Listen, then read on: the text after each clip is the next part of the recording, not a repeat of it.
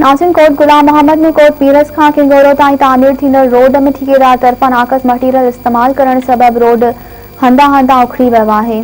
ॾिसूं था परवेज़ लगारी जी रिपोर्ट।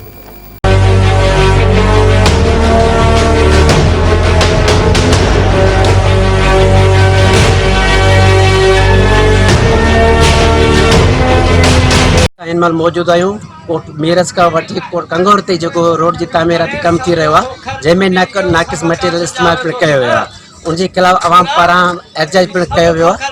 असां उन्हनि खां पुछूं था त उन्हनि जा छा वीचार आहिनि। हिन में सभु 2 नंबर मटीरियल लॻायो आहे ऐं जेतिरो लॻाइणो हो बि कोन लॻायो आहे।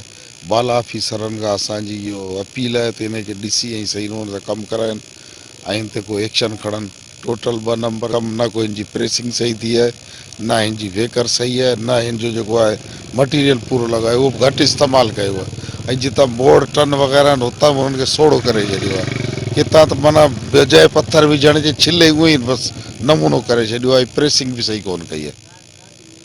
ही रोड कोट मीरस लांडी टू कंगोरो शाख ठहे पियो, हिन में बिल्कुल ही नाक़स मटीरियल इस्तेमाल कयो वियो आहे। जॾहिं त पत्थर जेको हेठि जेका पत्थर विछाए वञे थो उहा बिल्कुल पत्थर विछायो ही कोन्हे। सफ़ा किथे किथे जेका खॾ भरे ऐं हुनजे मथां जेको इंच जहिड़ो कारपेट पिया कनि, जंहिंमें बि जेको डांबर आहे ही कोन। सिर्फ़ु इहा हिकिड़ो आयल जहिड़ो आहे, उन सां इनखे कारो करे मिड़ई करप्शन कई वञे पई। ऐं असांजो मुतालबो आहे त इन जी तहक़ीक़ात थियणु खपे।